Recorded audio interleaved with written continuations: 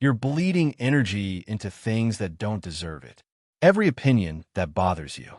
Every criticism that lingers. Every rejection that replays in your mind at 2 a.m. You've been taught that caring deeply about everything makes you compassionate. But here's the truth nobody's telling you. Caring about everything means you care about nothing that actually matters. This audiobook teaches you the art of emotional detachment. Not shutting down, not becoming cold, but strategically withdrawing your attention from what drains you so you can invest it in what defines you. This isn't about feeling less. It's about feeling smarter. Let's begin. The art of emotional detachment. How to stop caring what hurts you. Full on LAH audiobook. Chapter 1. Your attention is currency. Stop spending it on strangers. Your attention is currency. And you're bankrupt because you keep spending it on people who don't matter. Every opinion that bothers you. Every criticism from someone who doesn't know your story. Every judgment from a stranger who will never fund your life, never love you, never show up when things fall apart. You're giving them free rent in the most valuable real estate you own, your mind. Stop the transaction. Here's what nobody tells you. The attention economy doesn't just exist online. It exists in your emotional life. Every moment you spend replaying a hurtful comment is a moment stolen from building something that matters. Every hour you waste obsessing over what someone said about you is an hour you'll never get back. That's not sensitivity. That's financial irresponsibility with your most limited resource. Think about it like this. A millionaire doesn't check their bank account after buying coffee. They don't obsess over small expenditures because their focus is on wealth-building moves. The $5 latte doesn't matter when you're closing six-figure deals. Your emotional energy works the same way. If you're spending hours dissecting what someone said about you at a party, you're emotionally broke. You're penny-pinching your attention on transactions that generate zero return. Meanwhile, your goals are starving. Your relationships are neglected. Your purpose is waiting. Because you're too busy managing the opinions of people who don't even think about you anymore. That person who criticized you last week, they've moved on. They're living their life. They said what they said and forgot about it 5 minutes later. But you're still there, still replaying it, still crafting the perfect comeback, still trying to figure out what you did wrong. They're not losing sleep. You are. They're not distracted. You are. They made a 5-second comment, and you've given them 5 hours of your attention. 5 days, maybe 5 months. That's not them having power over you. That's you giving them power over you. There's a difference. And here's the shift. You cannot selectively numb emotion, but you can selectively direct attention. Emotional detachment isn't about not caring. It's about not caring everywhere. It's about understanding that your attention is finite, precious, and far too valuable to waste on people who have no stake in your success. When you stop spending attention on strangers, critics, and hypothetical judgments, something incredible happens. You suddenly have surplus energy. Energy for your goals. Energy for your people. Energy for your purpose. You're not more tired at the end of the day. You're more focused, more present, more effective, because you're finally investing in assets instead of liabilities. Let me ask you something. Whose opinions actually matter to you? Not whose opinions you think should matter. Not whose opinions you've been taught to respect. Whose opinions actually impact your life in a meaningful way? Your partner, your kids, your closest friends, maybe a mentor, maybe a handful of people who genuinely know you, love you, and want the best for you. That's it. That's the list. Everyone else, they're noise. And you've been treating noise like it's the signal. You've been elevating strangers to advisory board status in your life. You've been letting people who don't know you, don't respect you, and don't want to see you succeed influence your decisions, your confidence, your peace. That ends now. Your attention is currency. Spend it like you're building an empire. Because you are. Every moment you invest in worry about what they think is a moment divested from what you're building.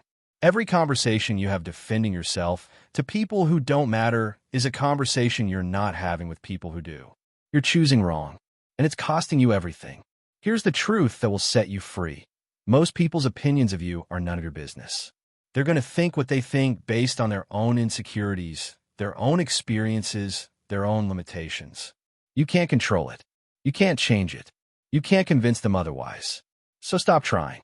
Stop explaining yourself to people who are committed to misunderstanding you. Stop defending your choices to people who've already decided you're wrong. Stop seeking validation from people who will never give it. It's a rigged game, and the only way to win is to stop playing. Redirect your attention. Reinvest your energy. Reclaim your focus. When someone criticizes you, ask yourself, does this person have my best interests at heart? Are they invested in my growth? Do they know the full context of my life? If the answer is no, let it go. Immediately. Not tomorrow. Not after you've processed it. Right now. You don't need to understand why they said it. You don't need closure. You don't need to make them see your side. You need to move on. Because here's what happens when you master this. You become unshakable. Not because criticism doesn't happen, but because it doesn't penetrate. It bounces off. It exists somewhere outside of you, in a space you no longer occupy. You hear it. You assess whether it's valuable. If it's not, you discard it.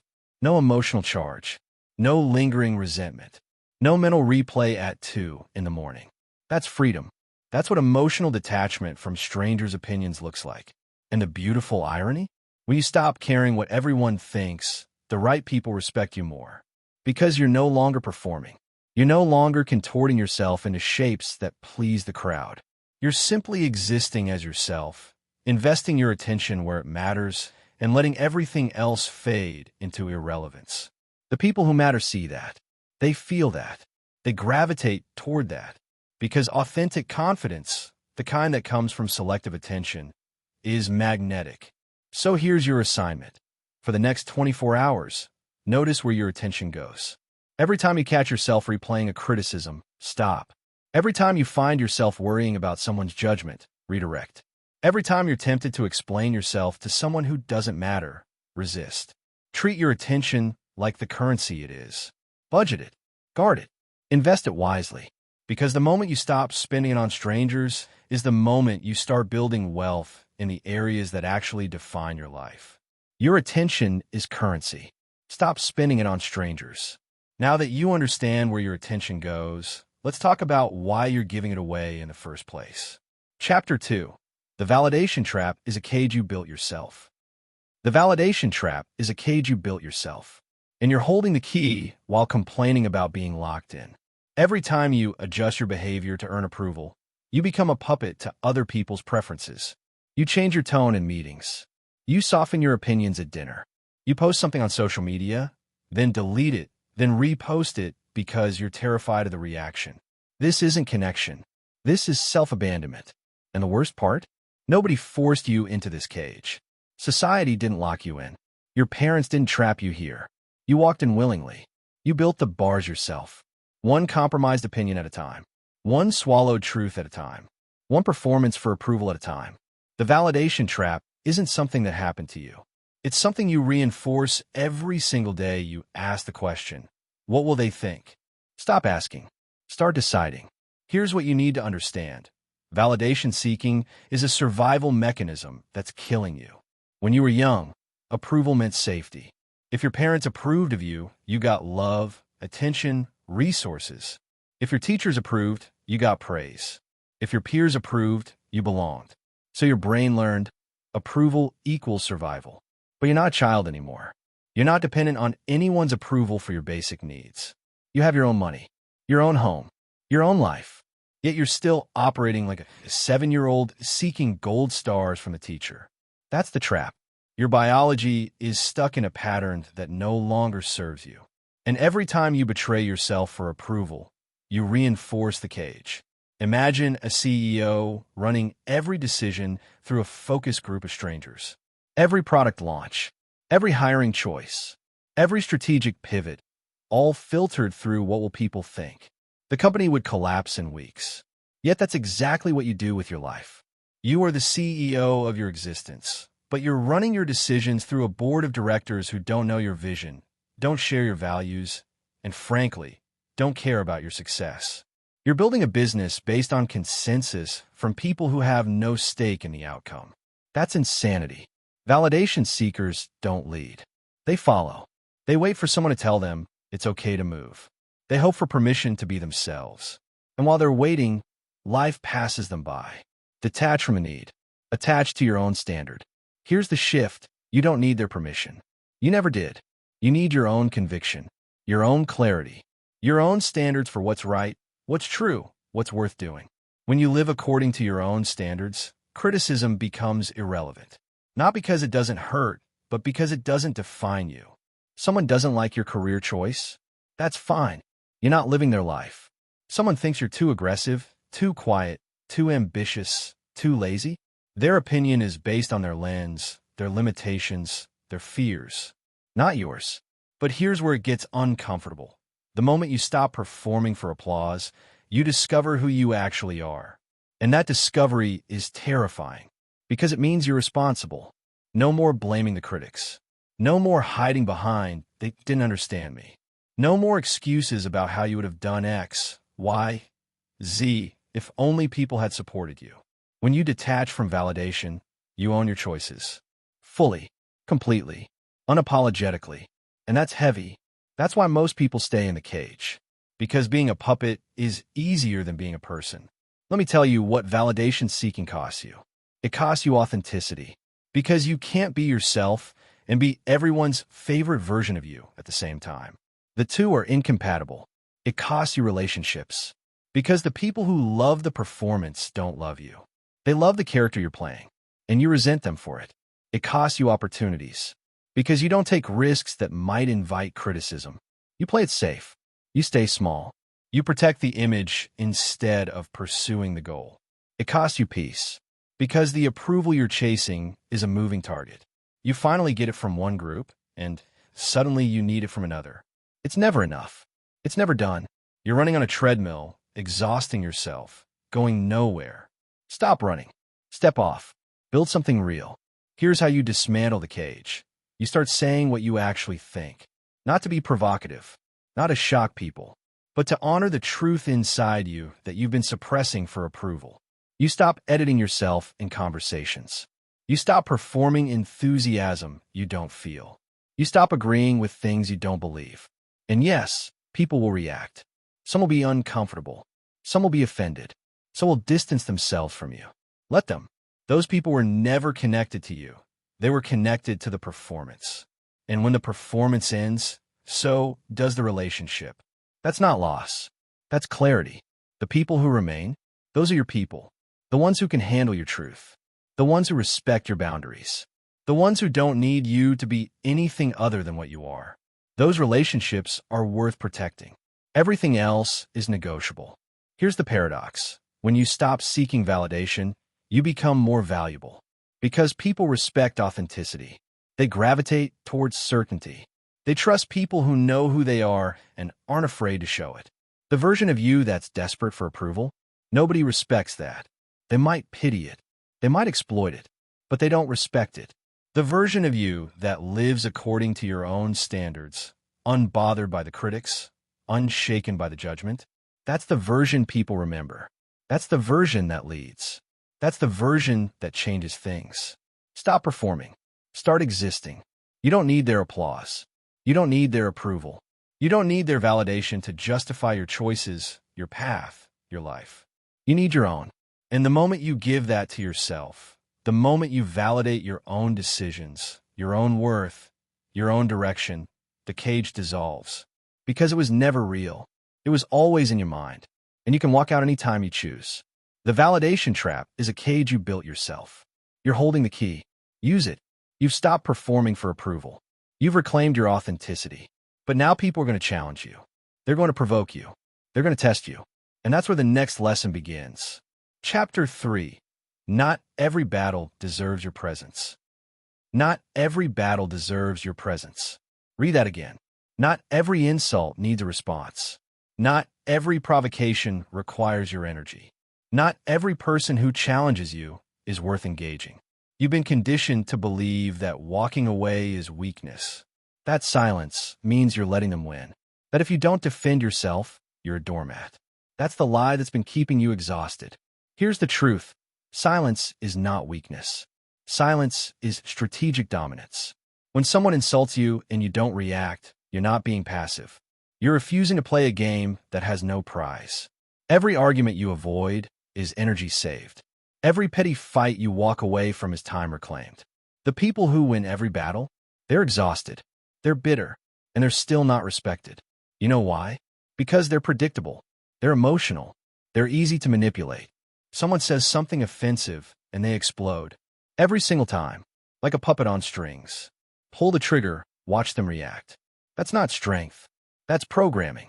And you've been programmed to respond to every threat, every challenge, every slight, no matter how insignificant. But here's what changes everything. You have a choice.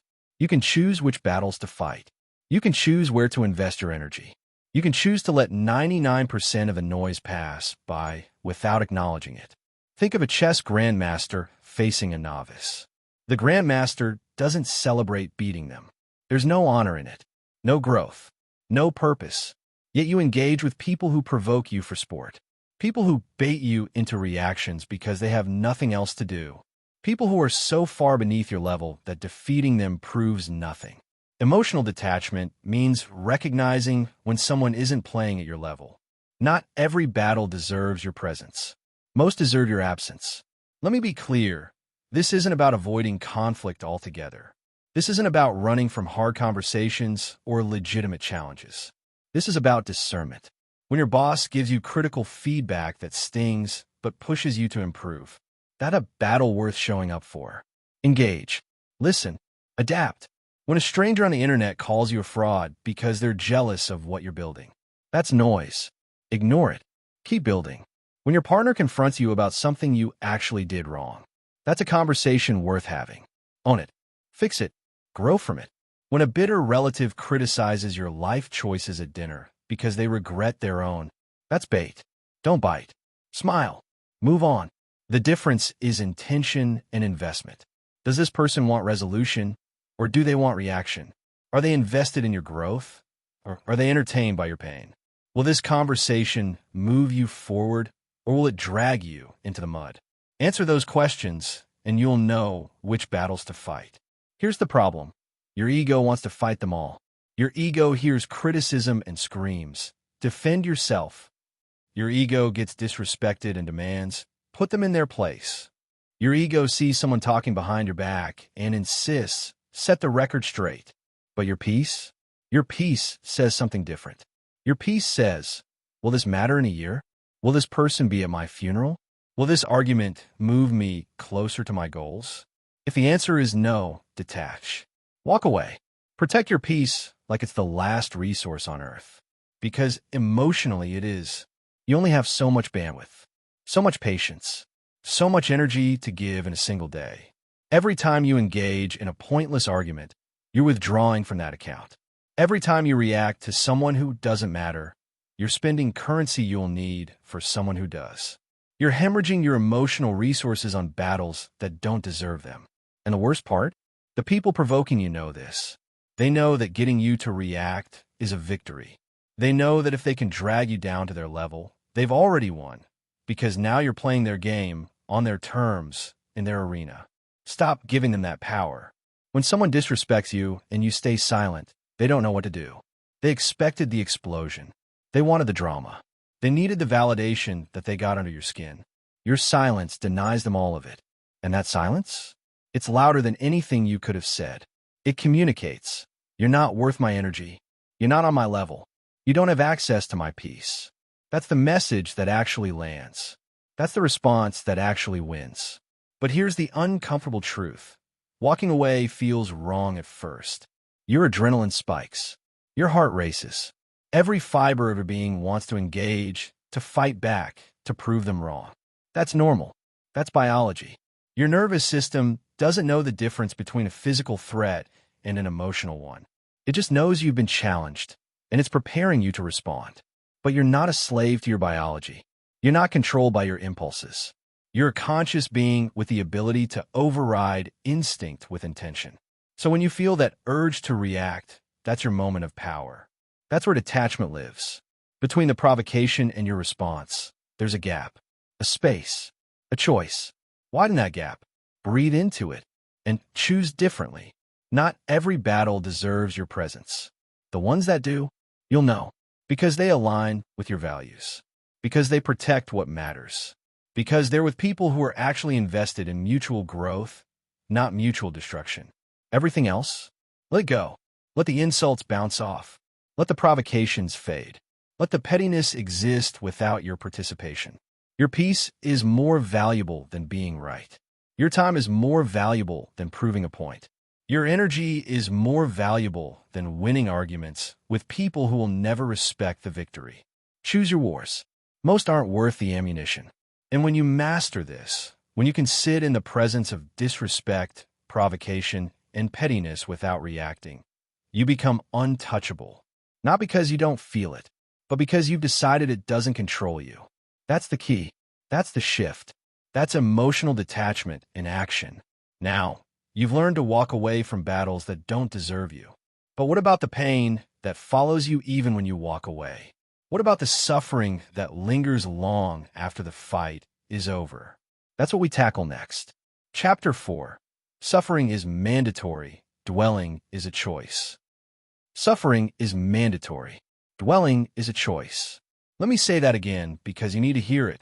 Suffering is mandatory. Dwelling is a choice. Pain is an event. Suffering is a subscription service you keep renewing. You can't control the breakup. You can't control the betrayal. You can't control the loss, the rejection, the failure, the hurt. Those are facts. Those happened. Those cause pain. But you can control whether you replay them on loop for the next 6 months. You can control whether you let that pain define your identity. You can control whether you carry the weight of what happened or extract the lesson and move forward. Emotional detachment doesn't erase pain. It refuses to let pain become your identity. You got hurt. Acknowledged. Now what? Then now what is where detachment lives. That's the space where you decide whether this experience breaks you or builds you. Whether it's a chapter or the entire story. Whether you're a victim of what happened or a survivor who grew from it. Most people never ask, now what? They get stuck in why me? And why me is a trap. It's a question with no satisfying answer. It keeps you looking backward when the only direction that matters is forward. Here's the metaphor that changes everything. Imagine touching a hot stove. You pull your hand away instantly. That's instinct. That's survival. You don't keep your hand there. You don't press harder to prove a point. You remove yourself from the source of pain immediately. But dwelling? Dwelling is like keeping your hand on the stove and asking why it burns. You already know why. The lesson is learned. The injury is sustained. The evidence is overwhelming. Remove your hand. Stop revisiting the source of your pain and calling it processing. Processing has a deadline. After that, it's just dwelling. It's just self-inflicted suffering masquerading as depth. Detach from the narrative that suffering makes you deep. It doesn't. It makes you stuck. Here's what you need to understand. Your past is data, not destiny. What happened to you is information. It tells you what to avoid. It shows you what you value. It reveals who people really are. It teaches you where you need boundaries, where you need growth, where you need change. That's data. Use it, but don't let it become your identity. You're not the person who got cheated on. You're not the one who failed. You're not the victim of that thing that happened 5 years ago. You're the person moving forward with more information than you had before. That's the shift. That's emotional detachment from suffering. You don't erase what happened. You don't pretend it didn't hurt. You don't gaslight yourself into everything happens for a reason platitudes. You acknowledge the pain, extract the lesson, and refuse to carry the weight. Because here's the truth. Nobody is coming to rescue you from your dwelling. Not your friends. Not your therapist. Not time. Not the universe. You have to rescue yourself. You have to decide that the pain you experience doesn't get to own your future. You have to choose to close the chapter yourself. And I know what you're thinking, but I don't have closure. They never apologized. They never explained. They never acknowledged what they did. So what? You're waiting for closure from people who aren't capable of giving it. You're waiting for an apology from someone who doesn't think they did anything wrong. You're waiting for acknowledgement from someone who's already moved on with their life. While you wait, you suffer. While you wait, you dwell. While you wait, your life is on pause. Stop waiting. Give yourself the closure they never will. That's not letting them off the hook. That's letting yourself off the hook. There's a difference. You don't need to forgive everyone. You don't need to reconcile with people who hurt you. You don't need to excuse their behavior or understand their perspective. You just need to stop letting their actions control your present. Suffering is mandatory. Dwelling is a choice. Choose differently. Here's the hard part. Dwelling feels productive. It feels like you're working through it. It feels like you're being thoughtful, reflective, processing the pain in a healthy way. But ask yourself this. Is this moving me forward, or is this keeping me stuck?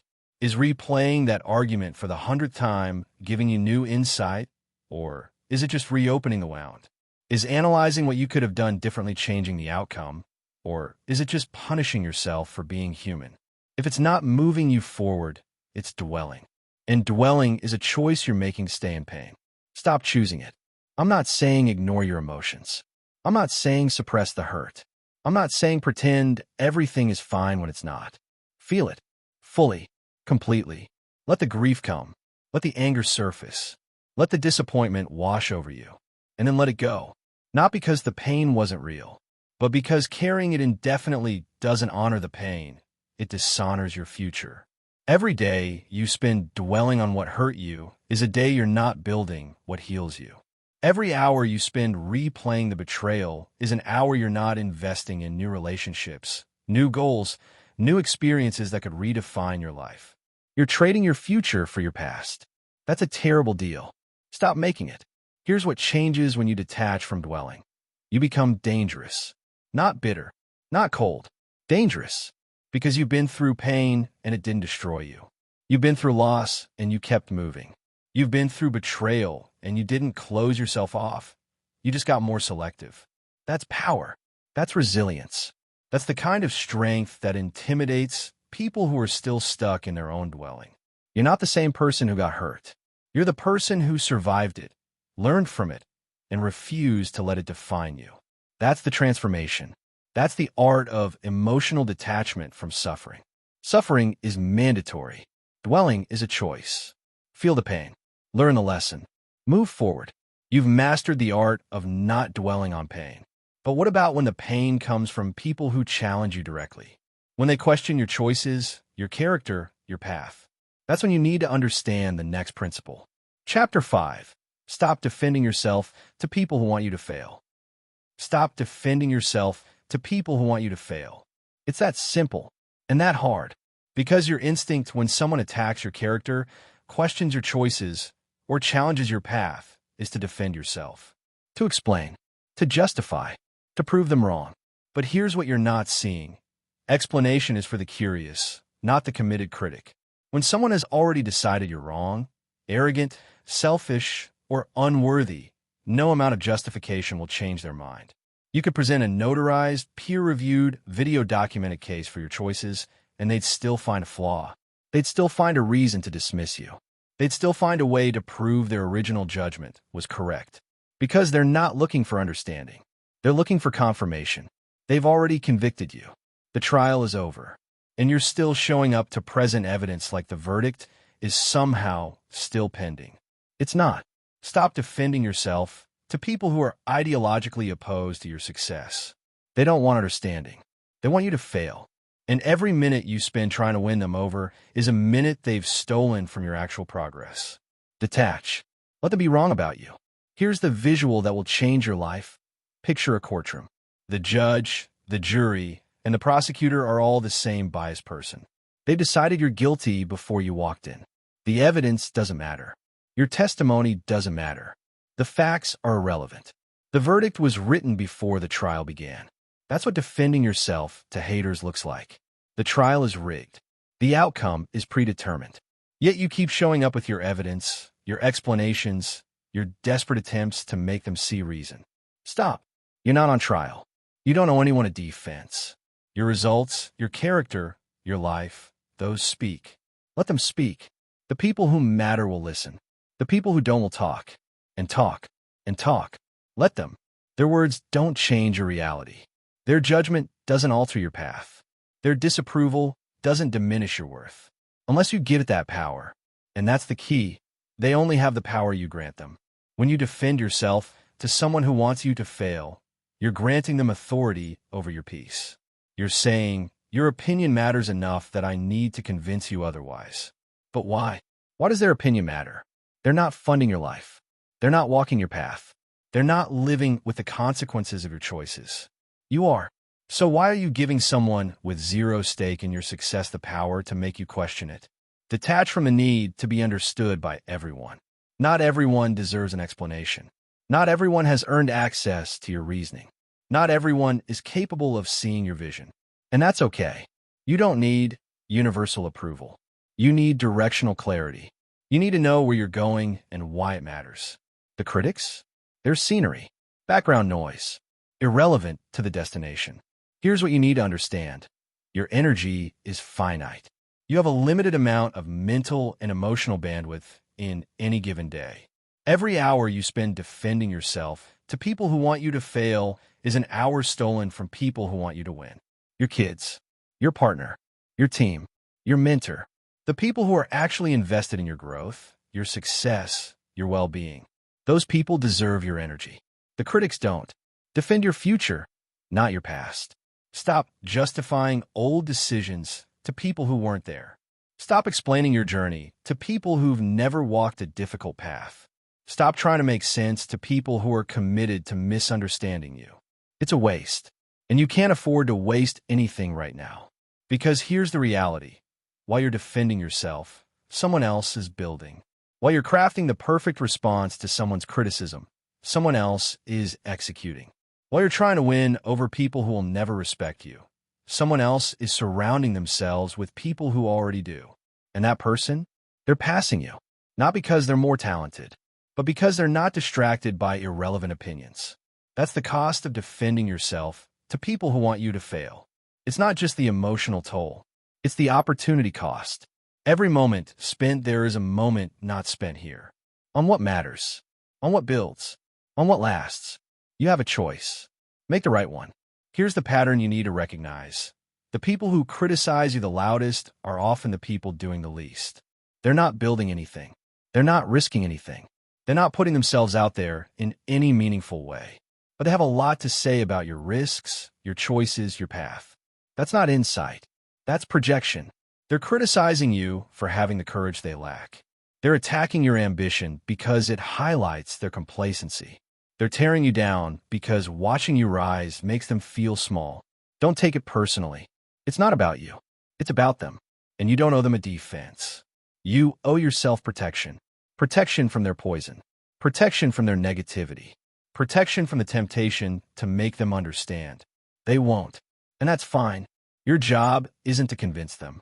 Your job is to keep moving. Let your results do the talking. Let your consistency speak. Let your growth answer every question they ever had about whether you could do it. Not because you're trying to prove them wrong, but because you're too busy proving yourself right. That's the shift. That's emotional detachment from the critics. You stop playing defense. You start playing offense. You stop explaining yourself. You start demonstrating yourself. And the people who wanted you to fail, they either disappear into irrelevance or they quietly start respecting what you built while they were busy talking. Either way, you win. Because you didn't let them distract you. You didn't let them drain you. You didn't let them derail you. You kept your energy focused on what matters. You invested in your future, not your critics. You protected your peace like it was the most valuable asset you own. Because it is. Stop defending yourself to people who want you to fail. Start investing in people who want you to win. You've learned to ignore the critics. But what about the people closest to you? The ones you love? The ones who have access to your heart? That's the hardest attachment of all. Chapter 6. The people closest to you will test your detachment the most. The people closest to you will test your detachment the most. And that's the part nobody warns you about. You can ignore strangers. You can walk away from critics. You can detach from people who don't matter. But your mother? Your partner? Your best friend? The people you love?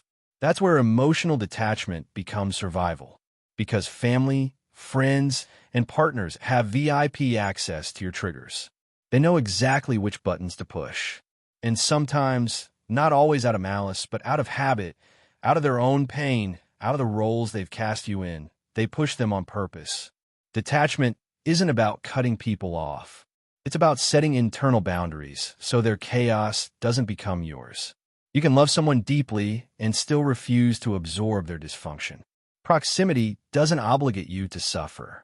Let me be clear, this is the hardest chapter because it challenges everything you've been taught about loyalty, about family, about love. You've been told that if you really love someone, you take on their pain. You carry their burdens. You sacrifice your peace for their comfort. That's not love. That's codependency. And it's destroying you. Here's the shift. Imagine a firewall in a computer system. The firewall doesn't shut the system down. It doesn't block all communication. It filters what gets through. It allows connection while protecting the core system from viruses, malware, and threats. That's what emotional detachment looks like with loved ones. You allow connection. You allow support. You allow presence. But you don't allow manipulation. You don't allow guilt. You don't allow emotional blackmail disguised as concern. Detachment is the firewall. Install it. When your mother criticizes your choices, you can acknowledge her concern without internalizing her anxiety. When your partner vents about their day, you can listen without fixing. When your friend complains for the 10th time about the same problem without changing anything, you can be present without absorbing their stagnation. You're there, but you're not drowning with them. That's the key. That's the balance. That's what most people never learn, because they think love means suffering together. They think loyalty means carrying someone else's emotional weight. They think being a good person means saying yes when every fiber of their being is screaming no. But here's the truth. You can't pour from an empty cup. And the people closest to you, the ones who need you most, are often the ones emptying your cup the fastest. Not because they're bad people, but because they're hurting, because they're stuck, because they've learned that you'll always be there to catch them, so they never learn to catch themselves. And you're exhausted, resentful, running on fumes. But you can't say that, because that would make you selfish, right? That would make you a bad daughter, a bad partner, a bad friend. Wrong. Setting boundaries with people you love doesn't make you selfish. It makes you sustainable. You cannot help anyone from a place of depletion. You cannot support anyone when you're collapsing under the weight of their expectations. You cannot love anyone well when you've abandoned yourself in the process. Stop abandoning yourself for people who wouldn't do the same for you. Here's the uncomfortable question. Will they sacrifice their peace for yours? When you're struggling, do they show up the way you show up for them? When you need support, do they carry your weight the way you carry theirs? When you set a boundary, do they respect it, or do they make you feel guilty for having needs? Be honest, because the hardest attachment is from people you're loyal to, but who aren't loyal to your peace. They love you, but they also drain you. They need you, but they also diminish you. They want you in their life, but only as long as you're playing the role they've assigned you. The caretaker, the fixer, the one who always understands, the one who never complains, the one who sacrifices everything so they don't have to sacrifice anything. That's not a relationship. That's a transaction, and you're getting the losing end of the deal. Detach, not from the person, from the role. You don't have to announce it. You don't have to make a dramatic exit. You don't have to deliver a speech about how things need to change. You just stop letting their emotions dictate yours. When they're anxious, you don't become anxious. When they're angry, you don't absorb the anger. When they're in crisis, again, you offer support without sacrificing your stability. You're present, but you're not consumed. That's emotional detachment with loved ones. And it will feel wrong at first. Your guilt will scream. Your conditioning will fight back. Every instinct will tell you that you're being cold, distant, unloving. You're not. You're being healthy. You're being wise. You're being the version of yourself that can actually sustain these relationships long-term instead of burning out and resenting everyone. Because here's what happens when you don't set boundaries with the people you love. You eventually explode. All that resentment you've been swallowing, it comes out. All that exhaustion you've been ignoring, it breaks you. All those times you said yes when you meant no, they turn into rage. And then you either blow up the relationship entirely, or you stay and become bitter, resentful, and emotionally checked out. Neither outcome serves anyone. Set the boundary now. Install the firewall now. Practice detachment now. Not because you love them less, because you love yourself enough. Here's the truth. The people who truly love you will respect your boundaries. They might not understand at first. They might push back. They might even get upset. But if they genuinely care about you, they'll adjust. They'll recognize that a healthy, boundaried version of you is better than a burnt-out, resentful version. And the people who don't adjust, the ones who fight your boundaries, the ones who guilt you, manipulate you, or punish you for having needs, those people don't love you. They love what you do for them. There's a difference. Learn it. The people closest to you will test your detachment the most. They'll test it daily. They'll test it in subtle ways and obvious ways. They'll test whether you're serious about protecting your peace or whether you'll fold under pressure like you always have. Pass the test. Protect yourself, even from the people you love, especially from the people you love. Because if you can't set boundaries with them, you can't set boundaries with anyone. And a life without boundaries is a life of quiet suffering. You've learned to protect your peace from the people closest to you. Now let's talk about protecting yourself from your own expectations. Chapter 7, Detachment from Outcomes, is the secret to unstoppable action. Detachment from outcomes is the secret to unstoppable action. Read that again, because this is the shift that separates people who try from people who succeed. Attachment to results paralyzes you before you even start. You don't launch the business because you're terrified it'll fail. You don't ask for the promotion because rejection feels unbearable. You don't create because you're attached to applause. You don't try because you're obsessed with the outcome. And while you're standing still, calculating every possible result, someone else is moving. Not because they're more talented, not because they have more resources, not because they're guaranteed to succeed, but because they've detached from the outcome. They've made peace with failure. They've decided that trying and failing is better than never trying at all. That's the shift. That's the advantage. That's what makes you unstoppable. When you detach from outcomes, you become relentless. Failure doesn't devastate you. It informs you. Success doesn't define you. It rewards you. The result becomes secondary to the action. And when the result is secondary, nothing can stop you from taking the action. That's power. That's freedom. That's emotional detachment at its most practical. Think of a scientist running experiments. She has a hypothesis. She designs a test. She runs the experiment. Hypothesis A fails. Does she cry? Does she quit? Does she spiral into self-doubt and question her entire career? No. She records the data. She adjusts the variables. She tests hypothesis B because she's not attached to any single outcome.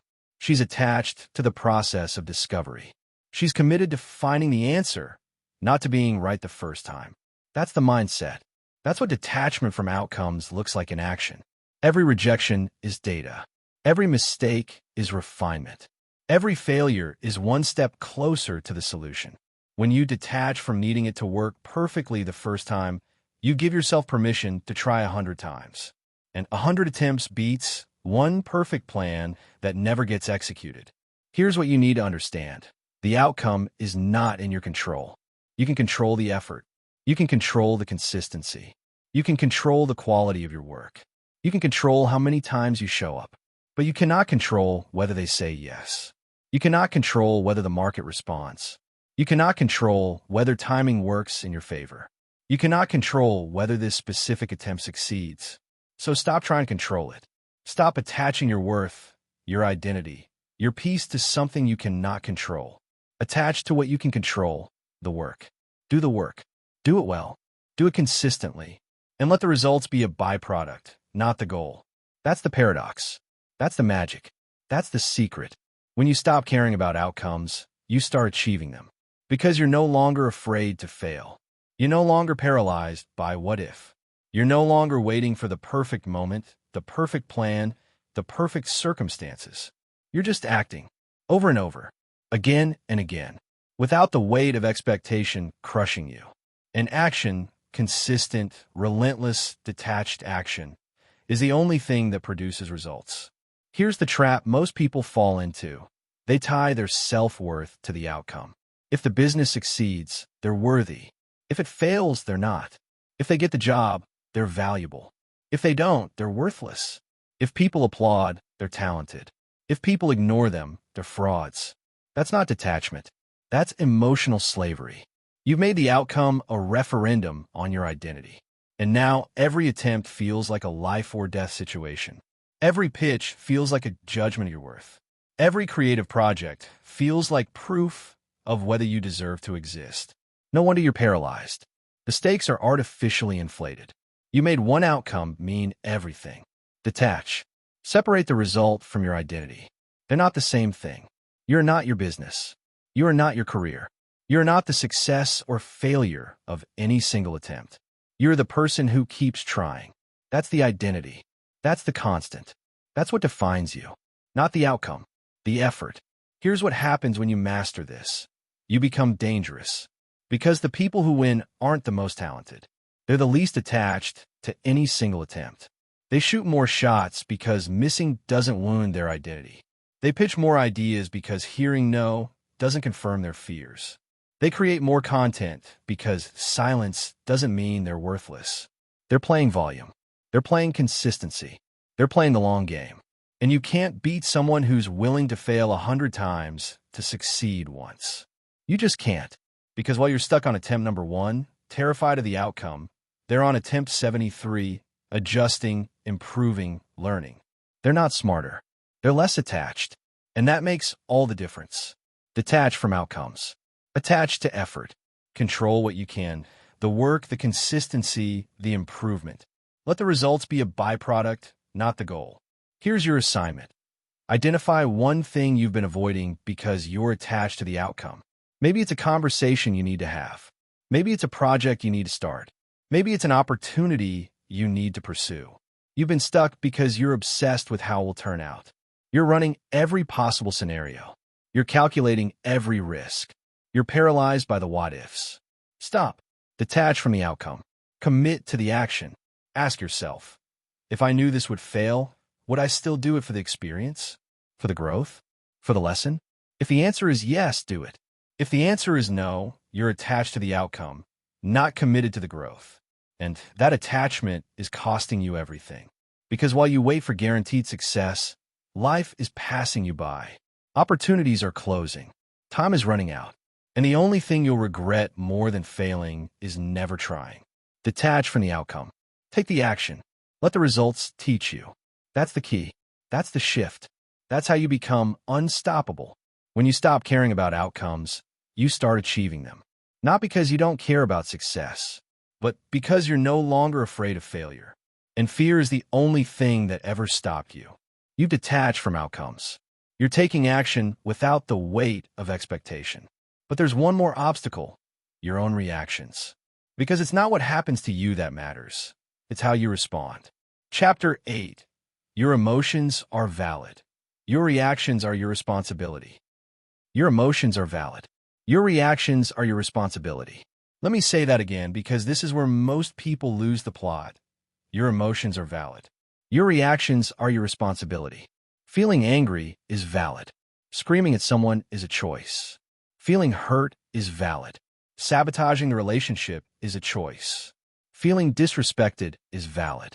Spiraling into revenge fantasies is a choice. You're allowed to feel everything. You're not allowed to let every feeling dictate your behavior. The gap between stimulus and response is where your power lives. Widen the gap. Own your reactions. Because here's the truth. Emotional detachment doesn't invalidate your feelings. It creates space between the feeling and the reaction. You feel the anger. You acknowledge it. You don't become it. You feel the hurt. You sit with it. You don't weaponize it. You feel the frustration. You process it. You don't let it destroy what you've built. That's the difference between emotional maturity and emotional chaos. That's the line between living with intention and living at the mercy of every trigger. Most people are slaves to their emotions. Something happens, they react. Someone says something, they explode. Someone disrespects them, they retaliate. Stimulus. Response. No gap. No choice. No control. They're not driving their life. Their emotions are. And they wonder why everything feels out of control. It's because it is. They've handed the wheel to their feelings. And feelings are terrible drivers. Here's the metaphor that changes everything. Imagine driving a car where every bump in the road jerks the wheel. That's life without emotional detachment. Every trigger sends you swerving. Every criticism veers you off course. Every disappointment crashes you into a wall. But with detachment, you feel the bump. You acknowledge it, and you keep the wheel steady. Someone disrespects you at work, you feel the anger. The heat rises. Your heart races. Your mind screams for justice. And then you pause. You don't send the email. You don't blow up the relationship. You don't make a decision from a place of rage that you'll regret when you've calmed down. You feel it fully, and then you respond strategically, not emotionally. That's the gap. That's your power. That's where you reclaim control. Your emotions are valid. Your reactions are your responsibility. Master the difference. Here's what most people get wrong. They think controlling their reactions means suppressing their emotions. It doesn't. Suppression is toxic. Suppression is shoving the anger down, pretending it doesn't exist, and letting it fester until it explodes at the worst possible moment. Detachment is different. Detachment is feeling the emotion, acknowledging it, and then choosing a response that aligns with your values, not your impulses. You're not pretending you're not angry. You're deciding that expressing that anger through destruction isn't who you are. You're not denying the hurt. You're refusing to let that hurt turn you into someone you don't respect. Big difference. Feel everything. Just don't let everything control you. Here's the hard truth. Blaming your reactions on your feelings is giving away your power. I yelled because I was upset. I quit because I was frustrated. I lashed out because I was hurt. All true and all irrelevant. You're not a child. You're not a victim of your emotions. You're an adult with the capacity to feel deeply and still act with integrity. Detachment means saying, I'm angry, and I'm choosing to respond with clarity. It means saying, I'm hurt, and I'm choosing not to hurt back. It means saying, I'm frustrated, but I'm not going to burn everything down because of one bad day. Your emotions are valid. Your reactions are your responsibility. This is the line between chaos and control. And here's what nobody tells you. People will test this. They'll provoke you on purpose. They'll push your buttons to see if you'll react. They'll say things designed to make you lose control. Because when you lose control, they win. When you react emotionally, you prove their point. When you explode, you hand them the narrative. See, I told you they were unstable. I told you they couldn't handle it. I told you they were the problem. Don't give them that. Don't hand them the ammunition to use against you. Feel the rage. Acknowledge the provocation. And respond with calculated calm. That's not weakness. That's dominance. Because you just proved you can't be manipulated. You just showed them that their tactics don't work. You just demonstrated that you're in control of yourself, even when they're trying to make you lose it. That's power. That's detachment. That's mastery. Here's the shift. Your emotions are information, not instructions. When you feel angry, that's information. It's telling you that a boundary was crossed, that something matters to you, that you care about the situation. That's valuable data. Use it. But don't let that anger instruct your next move. Don't let it write the email. Don't let it dictate the conversation. Don't let it make decisions your future self will have to clean up. Feel the emotion. Extract the information. Choose the response. Same with fear. Fear is information. It's telling you there's risk, there's uncertainty, there's something at stake. But don't let fear instruct you to stay small, to avoid risk, to never try. Feel the fear. Acknowledge the risk. Act anyway. Your emotions are information. Your values are instructions. Know the difference. Here's what changes when you master this. You become unshakable. Not because nothing bothers you, but because when something bothers you, you don't let it derail you. You feel it. You process it. You move forward. You don't explode. You don't spiral. You don't make impulsive decisions that destroy what you've built. You're steady. You're consistent. You're reliable to yourself and to others. And that steadiness, that's what people respect. That's what builds trust. That's what creates the kind of life where you're not constantly cleaning up messes you made in moments of emotional chaos. Because here's the reality. Every time you react from pure emotion, you create a mess. You send a text you can't unsend. You say words you can't take back. You make a decision you'll spend weeks or months trying to undo. And all because you couldn't create space between the feeling and the action. Widen the gap. Give yourself time. Let the initial wave pass before you respond. Feel everything. React to nothing. Respond to what matters. Your emotions are valid. Your reactions are your responsibility. Stop blaming your behavior on your feelings. Start owning your choices. Start deciding who you want to be, regardless of how you feel in the moment. That's mastery. That's control. That's emotional detachment in its most powerful form. You've learned to feel without reacting. You've mastered the gap between stimulus and response. But here's the paradox most people never understand.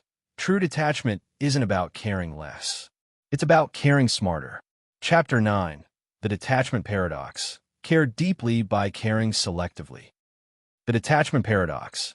Care deeply by caring selectively. This is the piece most people never understand. They think detachment means coldness. They think it means not caring. They think it means shutting down, closing off, becoming emotionally unavailable. They're wrong. Detachment doesn't mean you care less. It means you care smarter.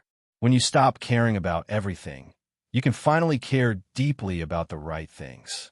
Think about it. You have a finite amount of emotional energy. It's not unlimited. It's not endless. You wake up every day with a certain capacity to care, to invest, to be present. And most people blow through that capacity by 9 in the morning. They care about the traffic. They care about the comment someone made. They care about the email that annoyed them. They care about what strangers think. They care about things they can't control, people who don't matter, and problems that aren't theirs to solve. By the time something that actually matters shows up, their kid needs them, their partner needs support, their purpose calls, they're empty. They've got nothing left. They're depleted. They're running on fumes. And they wonder why they can't show up for what matters. It's because they showed up for everything else first. Care deeply by caring selectively. That's the key. Picture a spotlight in a dark room. If you spread the beam across every corner, nothing is truly illuminated. Everything gets a little light, but nothing is clear. Nothing is visible. Nothing is truly seen. But focus that spotlight on one spot, you see everything. Every detail. Every nuance. Every truth. That's selective care. That's strategic attention. That's emotional detachment used correctly. Stop diffusing your emotional energy across strangers' opinions, minor setbacks, and things you can't control. Narrow the beam. Your family? They get the light. Your mission? It gets the light. Your health? It gets the light. Your growth? It gets the light. The rest can stay in the dark. And that's not cruelty. That's wisdom. Because here's the truth. The most compassionate people you know aren't exhausted. They haven't burned out. They're not running on empty. They're not resentful, bitter, or emotionally bankrupt. They've mastered selective detachment. They help without absorbing. They listen without fixing. They care without carrying. They show up for people, but they don't take on everyone's problems as their own. They're present, but they're not drowning in other people's chaos. They're empathetic, but they're not codependent. This is the paradox. Detachment makes you more effective, more present, more genuinely helpful. Because you're not depleted. You're not exhausted. You're not giving from a place of obligation or guilt or people-pleasing. You're giving from overflow. And overflow is sustainable. Overflow is powerful. Overflow is what changes lives. You can't pour from an empty cup. And caring about everything empties you. Care deeply by caring selectively. This is how you sustain yourself. This is how you actually change lives. Here's what selective care looks like in practice. Your best friend calls in crisis. Again, for the 5th time this month. Same problem, different day. They vent. They complain. They ask for advice. And then they ignore the advice and call next week with the same crisis. Selective care means you listen. You're present. You offer support. But you don't carry their problem. You don't lose sleep over their choices. You don't sacrifice your peace because they refuse to change. You care, but you care within boundaries. You help, but you don't enable. You're there, but you're not drowning with them. That's not being a bad friend. That's being a sustainable one. Because if you carry everyone's chaos, you'll collapse. And when you collapse, you help no one. Here's the shift. Stop trying to care about everything equally. You're not supposed to. You're not designed to. Your emotional system wasn't built for that kind of universal empathy. You're built to care deeply about a few things. Your tribe, your purpose, your values, your mission. Everything else, it's noise. And noise doesn't deserve the same attention as signal. When you try to care about everything, you care about nothing effectively. When you care selectively, you care profoundly. That's the difference between scattered compassion and focused impact. Here's where people get confused. They think selective care means you're heartless about everything outside your circle. It doesn't. It means you acknowledge that suffering exists everywhere, that problems are universal, that pain is real, and you choose where to direct your finite resources. You can't solve world hunger. You can't fix every injustice. You can't save everyone who's struggling, but you can show up fully for your family. You can invest deeply in your work. You can make a profound difference in your specific corner of the world. And that's enough. That's more than enough. That's everything. Stop feeling guilty for not caring about everything. Start feeling empowered by caring deeply about the right things. Here's the brutal truth. Some people will accuse you of being selfish when you practice selective care. They'll say you're cold. They'll say you've changed. They'll say you don't care anymore. Let them. Because what they're really saying is, you used to sacrifice yourself for me, and now you won't. You used to prioritize my needs over yours, and now you have boundaries. You used to be easy to manipulate, and now you're not. That's not a criticism. That's confirmation you're doing it right. The people who benefited from your lack of boundaries will always be upset when you finally set them. That's not your problem. That's theirs. Your job isn't to care about everything so everyone likes you. Your job is to care about the right things so you can actually make a difference. Selective care isn't selfish. It's strategic. It's sustainable. It's the only way to care deeply without destroying yourself. Here's what changes when you master this. You become powerful, not in a domineering way, in a grounded way, in a nothing can shake me because I know exactly where my energy goes way. You stop being reactive. You stop being scattered. You stop being pulled in 17 directions by 17 different emergencies that aren't yours to solve. You're focused. You're clear. You're present for what matters and absent from what doesn't.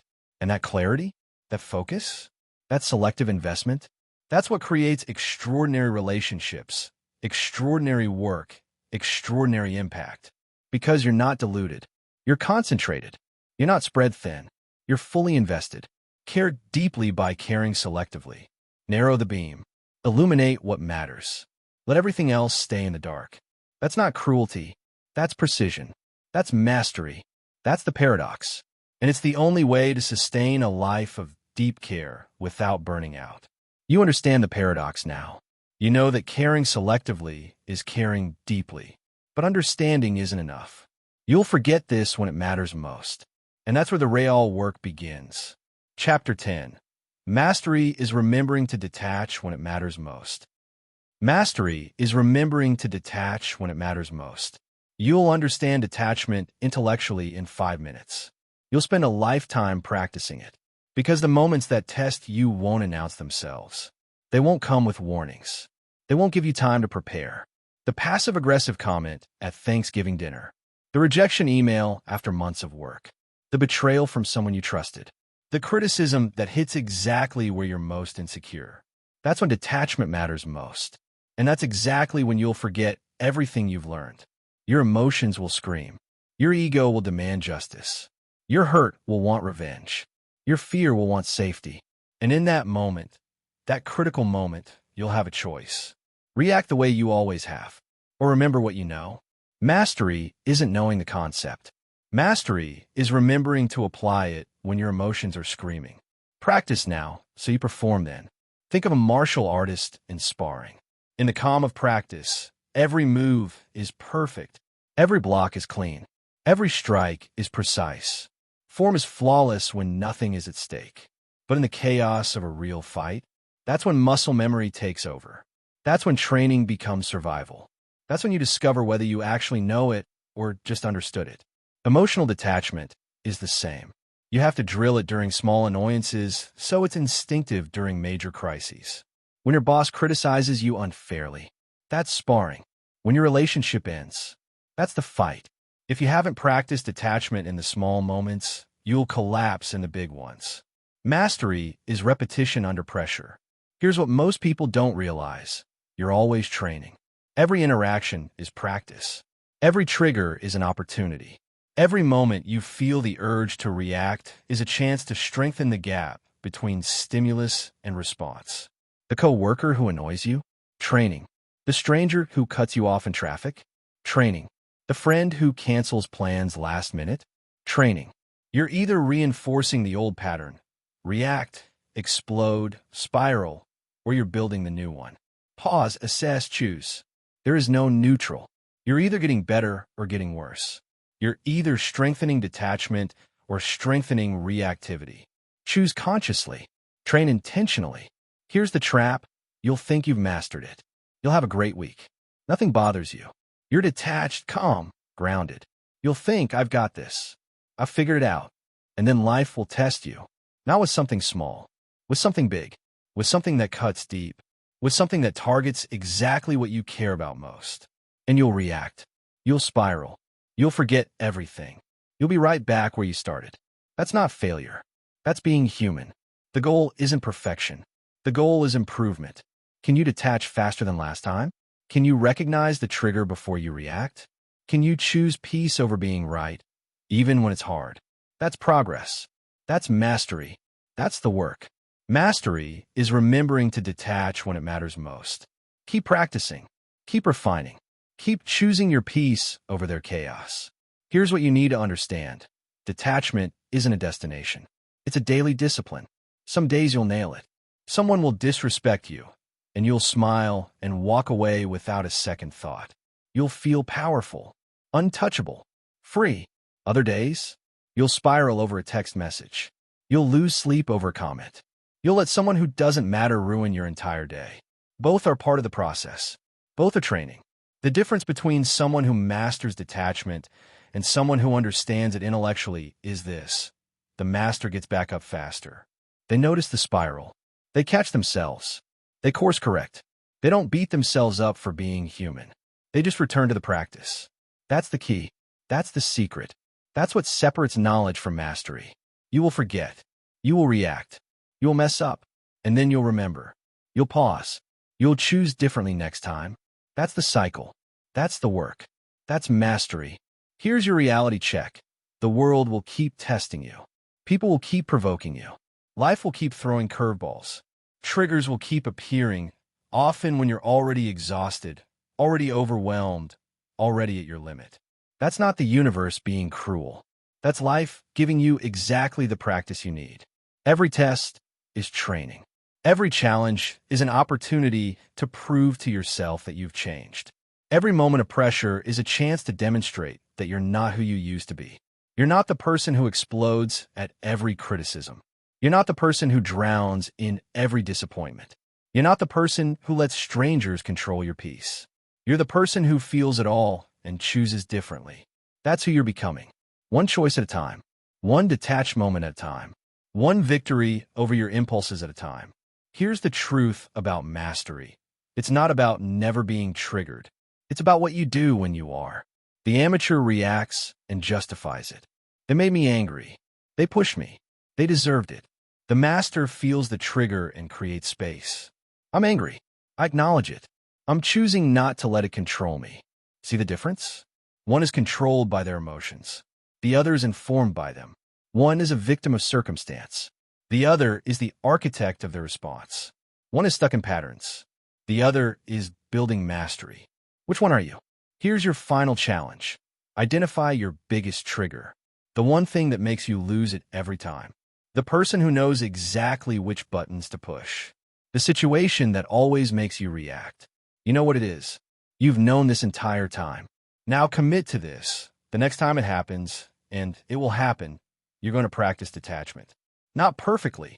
You're going to feel everything. The anger, the hurt, the urge to react. But you're going to widen the gap.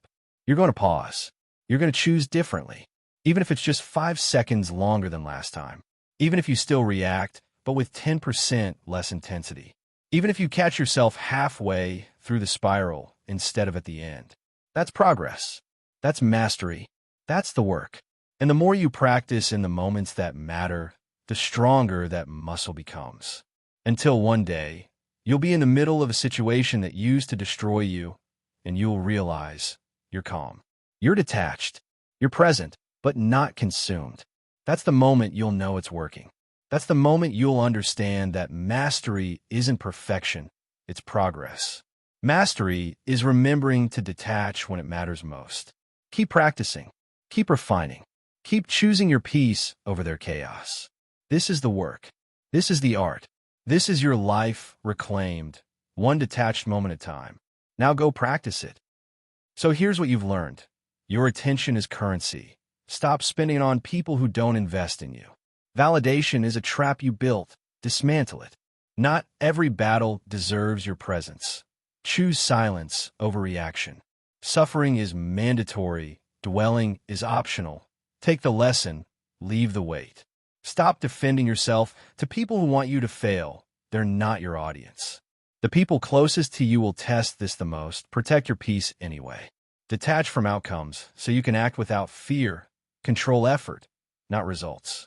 Your emotions are valid. Your reactions are your responsibility. Widen the gap. Care deeply by caring selectively. Precision over diffusion. And mastery is remembering all of this when it's hardest. Practice daily. Perform under pressure. This isn't theory. This is survival. This is how you reclaim your energy, rebuild your focus, and refuse to let the world bleed you dry. Here's your challenge. Identify one thing you're emotionally attached to that's draining you. A person, an outcome, and need for approval. And for the next 7 days, practice detachment. Not avoidance. Not coldness. Strategic withdrawal of attention. Feel the discomfort. Notice the urge to re-engage. Resist it. And watch what happens when you stop feeding what's been feeding on you. You've been taught that caring is noble. But caring without boundaries is self-destruction. Detach from what hurts you. Attach to what builds you. This is the art. Now go practice it. Thank you for spending your time listening to this entire audiobook with Law Audiobook. If today's content brought you value, don't forget to hit the like button to support the channel and subscribe so you won't miss the next quality audiobooks about personal development and mastering your life. Share this video with the people you care about, those who need to learn how to protect their own emotional energy. See you in the next audiobook. Wishing you a day full of positive energy and always in control of your own emotions. This is La Audiobook, where you transform from the inside out. Goodbye and see you again.